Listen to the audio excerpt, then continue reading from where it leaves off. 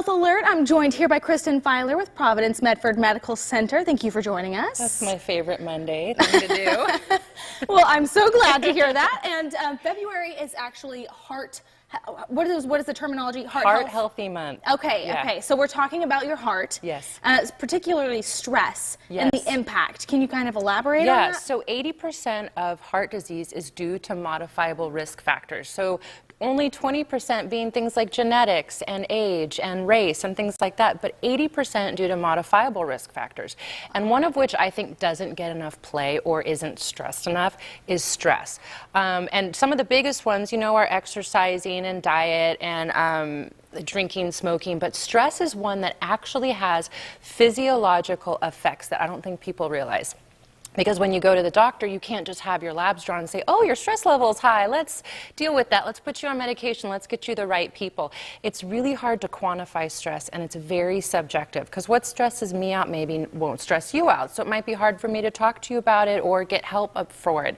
But I will say that physiologically, things do happen to your body, and it does cause damage. So when they looked at people who were under stress at work or were under some kind of catastrophic event, so they knew that they were stressed out.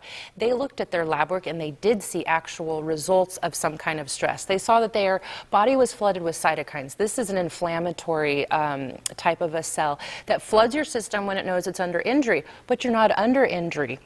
So it's flooding yourself with cells that it doesn't need. It also is flooding yourself with fibrinogen that they found in people. So this is a blood clotting cell.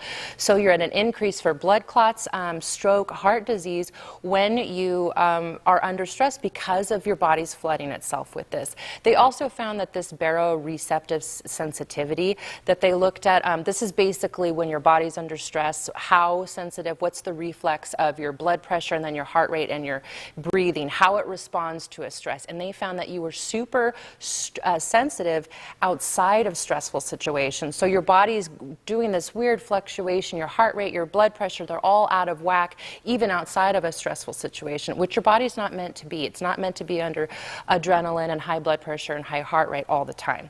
So it's really, really important to manage your stress because of what happens to your body. All right, thank you so much, Kristen. You're welcome. And we'll have more information about how you can manage it, some solutions, things like exercise. Or maybe even seeing a therapist or something like that. And psychotropic drugs. Those are the top 3 things that really do help. Great, thank you so much, Kristen. And like I said, you can find this on our website, kdrv.com.